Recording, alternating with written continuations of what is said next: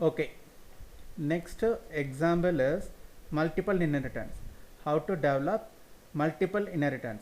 See here, C is a derived class. C is a derived class, then A and B are called as base class according to this in a multiple inheritance. So இப்போ நம்மளுக்கு C வந்து derived class அப்படின்னம்னா here they are developed two base classes. என்னென்ன base class create பண்ணியிருக்காங்க அப்படின்னம்னா ஏன்ற ஒரு base class create பண்ணியிருக்காங்க and then Bங்கிற ஒரு base class create பண்ணியிருக்காங்க. C is considered as child class அப்படின்னு சொன்னோம்னா A considered as father, B considered as mother. So நம்ம இந்த எக்ஸாம்பிளுக்கு தான் இந்த டயக்ராமுக்கு தான் நம்ம ஒரு எக்ஸாம்பிள்ஸ் கொடுக்க போகிறோம். ஸோ நம்ம இங்கே என்ன பண்ணியிருக்காங்க அப்படின்னீங்கன்னா example, here we are mentioned the title example for inheritance. அதில் category, அதில் என்ன கேட்டகரி அப்படின்னு சொன்னோம்னா நம்ம வந்து மல்டிபிள் அப்படிங்கிற ஒரு மல்டிபிள் இன்ஹெரிட்டன்ஸ்க்கு நம்ம எக்ஸாம்பிள்ஸ் கொடுக்க போகிறாங்க. ஸோ இதில் வந்துட்டு நம்ம என்ன கொடுத்துருக்காங்க அப்படின்னீங்கன்னா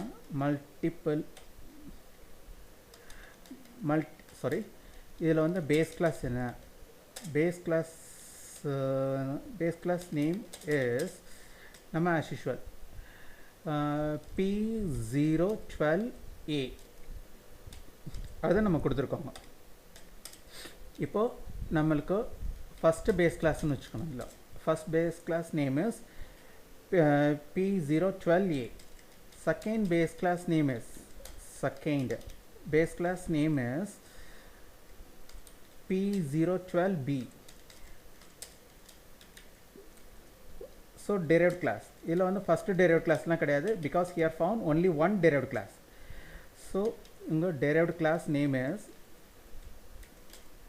P012C. ஸோ நம்ம இந்த மாதிரி இப்போ க்ரியேட் பண்ண போகிறோம். இப்போது ஃபைனலி நம்ம வந்து ஆல்ரெடி நம்ம மல்டிபிள் டைம் இதை வந்து சொல்ல வேண்டாம். நம்ம ஆப்ஜெக்ட்ஸ் க்ரியேட் பண்ணணும் அப்படின்னீங்கன்னா டெரைவ்ட் கிளாஸ்க்கு தான் நம்ம ஆப்ஜெக்ட் க்ரியேட் பண்ணணும். அதுவும் லாஸ்ட்டாக வர டெரைவ் கிளாஸ்க்கு ஆப்ஜெக்ட் க்ரியேட் பண்ணும்போது தான் that derive class interact with previous classes, interact with previous base classes and base classes interact பண்ணும் ஆட்டோமேட்டிக்காக. Derive class object automatically interact with base class properties. So நம்ம திரும்ப அது இங்கே மென்ஷன் பண்ணணுன்ற அவசியம் கிடையாது. now directly we are entering into how to develop base class எப்படி டெவலப் பண்ணுறோம் அப்படிங்கிறது பார்க்க போகிறோம். ஸோ நமக்கும் இங்கே as usual நம்ம இங்கே கொடுத்துட்டாங்க. ஸோ பப்ளிக் ஆக்சஸ் ஸ்பெசிஃபையர் தான் நம்ம யூஸ் பண்ண போகிறோம். So P012A the default constructors as usual. So here I mention output statement with help of cout object. So இதில் வந்து நம்மளுக்கு பார்த்தீங்கன்னா default constructor P012A அப்படியே சொல்லியிருக்காங்க. ஸோ நம்ம இங்கே கன்ஸ்ட்ரக்டர் வந்து டெவலப் பண்ணிட்டோம். now we are try to develop destructor with help of upper tilde character. So நம்ம இதில் என்ன பண்ணியிருக்காங்க அப்படின்னீங்கன்னா நம்ம ஒரு டிஸ்ட்ரக்டர் க்ரியேட் பண்ண போகிறோம். So now we are finished first base class வந்து கம்ப்ளீட் பண்ணிட்டோங்க. இப்போ செகண்ட் பேஸ் கிளாஸ் நம்ம க்ரியேட் பண்ண போகிறோம். Second base class name is also P012B. So இந்த P012Bயில் வந்துட்டு நம்மளுக்கு கன்ஸ்ட்ரக்டர் இங்கே டெவலப் பண்ணிட்டோம். அதே இது P012Bயில் டிஸ்ட்ரக்டர் நம்ம டெவலப் பண்ணியிருக்கோம். ஸோ அடுத்தது என்ன பண்ணியிருக்காங்க அப்படின்னீங்கன்னா we are try to develop derived class. only one derived class found according to this example.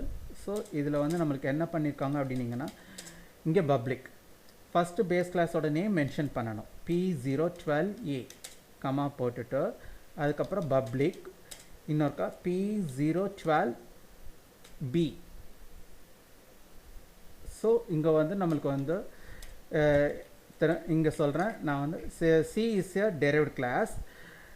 This derived class has two base classes. Names are A and B. இந்த Cங்கிற derived classக்கு ரெண்டு base classes இருக்குது, ஒன்று A இன்னொன்று B. So இப்போ நம்மளுக்கு இந்த Cங்கிற derived கிளாஸுக்கு நம்ம கன்ஸ்ட்ரக்டர் க்ரியேட் பண்ணியாச்சு, டிஃபால்ட் கன்ஸ்ட்ரக்டர் க்ரியேட் பண்ணியிருக்கோம்.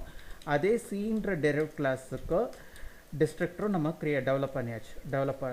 இப்போ நம்ம வந்து ஒரு ஆப்ஜெக்ட் க்ரியேட் பண்ணுறோம். யாருக்கு சார் ஆப்ஜெக்ட் க்ரியேட் பண்ணணும் அப்படின்னீங்கன்னா derived கிளாஸ்க்கு தான் ஆப்ஜெக்ட் க்ரியேட் பண்ணணும். So here create object to derived class. That's all. Program is finished. So இப்போ ப்ரோக்ராம் ஃபினிஷ்ட் ஆச்சுன்னு போது இப்போ நான் எக்ஸ்பிளைன் பண்ணுறேன் இது எப்படி ப்ராசஸ் ஆக போகுதுன்றது. So here I created object to derived class. நம்ம இங்கே ஆப்ஜெக்ட் வந்து யாருக்கு க்ரியேட் பண்ணியிருக்கோம்னா டெரைவ் கிளாஸ்க்கு ஆப்ஜெக்ட் க்ரியேட் பண்ணியிருக்கோம். அந்த டெரைவ் கிளாஸோட நேம் என்ன அப்படின்னிங்கன்னா P012C. இப்போ cursor shift into here itself. Cursor இந்த இடத்துக்கு போயிருக்கோம். கர்சர் வந்து டெரைவ் கிளாஸ்க்கு போன உடனே டெரைவ் கிளாஸோட ஸ்கோப்புக்குள்ளார கர்சர்ஸ் ஃபஸ்ட்டு என்ட்ரு ஆகாது. First cursor shift into base class. First base கிளாஸ்க்கு என்ட்ரு ஆகும். இந்த ஃபஸ்ட்டு பேஸ் கிளாஸ்க்கு என்ட்ரு ஆன உடனே ஃபஸ்ட்டு பேஸ் கிளாஸோட ஸ்கோப்புக்குள்ளார கன்ஸ்ட்ரக்டர் இருக்கான்னு பார்க்கும். இருக்குது.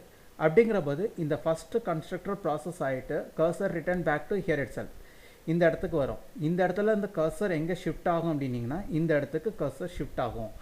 இப்போ இந்த இடத்துலேருந்து கர்சர் எங்கே ஷிஃப்ட் ஆகும் அப்படின்னிங்கன்னா நம்மளுக்கு டெரைவ்ட் கிளாஸ்க்கு ஷிஃப்ட் ஆகும்.